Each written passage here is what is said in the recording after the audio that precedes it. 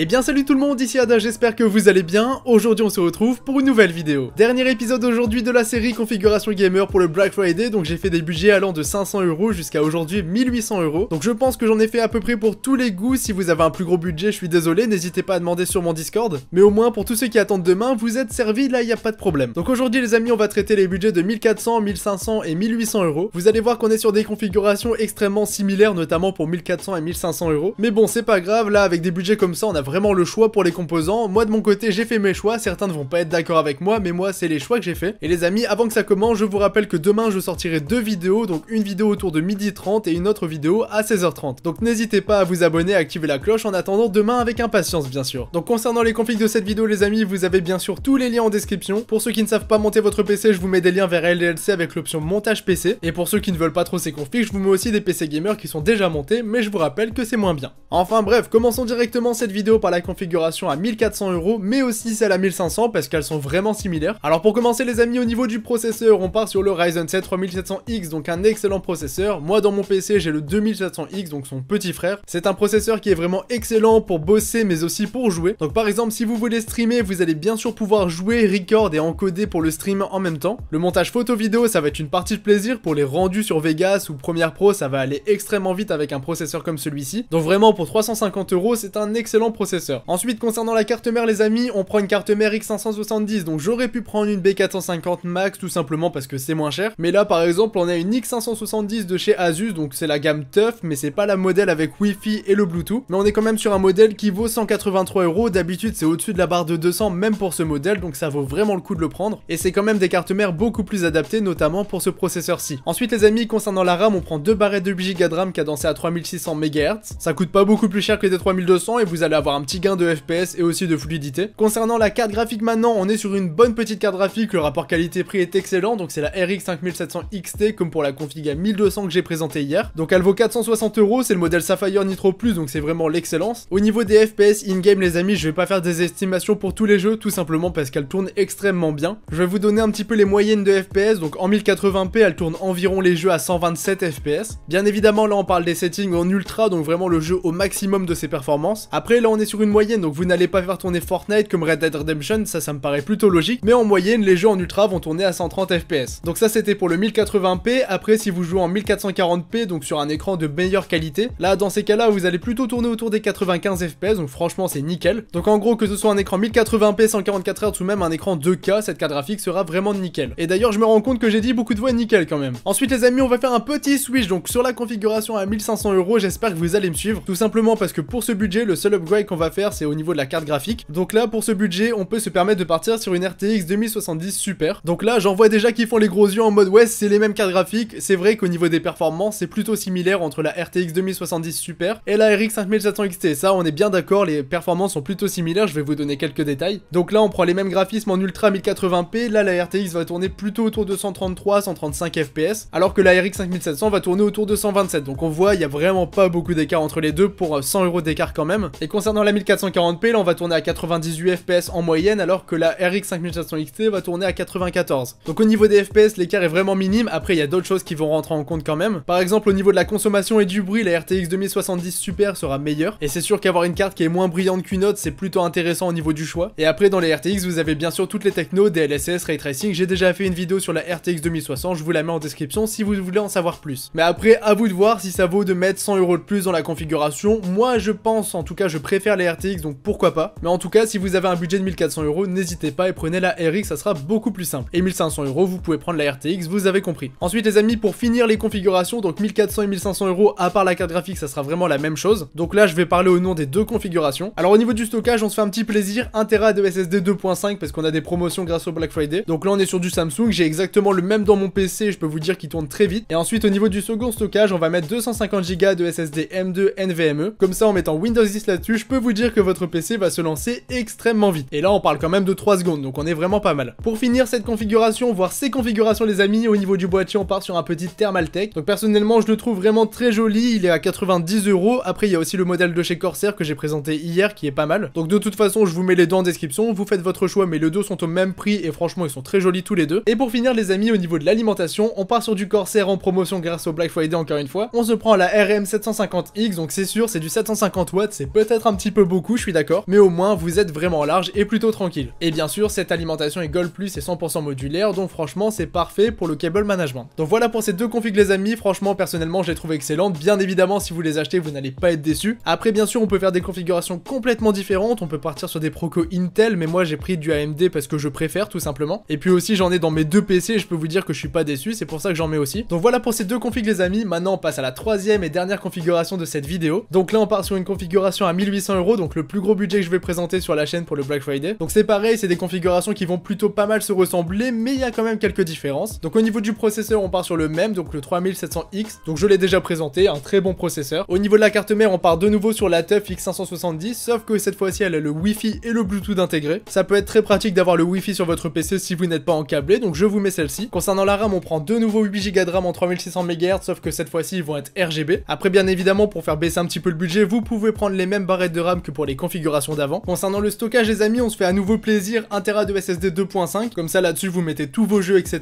Et après au niveau du stockage principal, 500 Go de SSD M2 NVMe, comme ça vous êtes un petit peu plus large que pour les premières configs. Et vraiment les amis, avoir un combo SSD 2.5 et un SSD M2 c'est vraiment une partie de plaisir niveau rapidité du PC, je le répète encore une fois. Au niveau de la carte graphique les amis, on a un gros changement, donc cette fois-ci on part sur une RTX 2080 Super, donc une excellente carte graphique, l'une des meilleures du marché. Il y a la 2080 Ti qui est un petit peu au-dessus niveau des perfs, mais c'est très léger. Donc là les amis on est vraiment sur une excellente carte graphique qui a un rapport qualité-prix plutôt pas mal, même si bien sûr on est en train de payer une carte graphique entre 700 et 800 €, mais au moins on a les performances qui vont avec. Donc pour les estimations de FPS, avec tous les jeux en ultra en 1080p, ça va être autour de 150 FPS qu'ils vont tourner, mais après comme je l'ai dit tout à l'heure, en fonction des jeux ça peut fortement varier. Pour les jeux en 1440p, là ça va être autour des 113-115 FPS, donc pareil c'est aussi une partie de plaisir. Et là vous pouvez faire des gros plaisirs avec des gros écrans 1440p 144 Hz. Après c'est sûr ça coûte un gros billet quand même, et même la 4K ça tourne plus ou moins, même si je préférais quand même jouer en 1440p par rapport au FPS. Donc là des jeux en 4K ça tournera autour des 70 FPS, donc franchement c'est vraiment pas dégueu. Je le répète une dernière fois, tout ça c'est des moyennes, ça peut varier en fonction des jeux, mais dans l'ensemble c'est plutôt pas mal. Pour en finir avec cette config les amis, au niveau du boîtier on peut partir sur le Corsair de tout à l'heure ou alors sur le Thermaltake comme vous voulez. Et au niveau de l'alimentation c'est exactement la même de chez Corsair. Donc on est sur une 750 watts Gold Plus full modulaire. Donc voilà pour cette configuration gamer les amis, j'espère qu'elle vous aura plu. Cette config conclut aussi cette vidéo, donc on se retrouve demain pour une nouvelle vidéo sur le Black Friday. Donc c'était Yada, je vous dis à demain, salut tout le monde.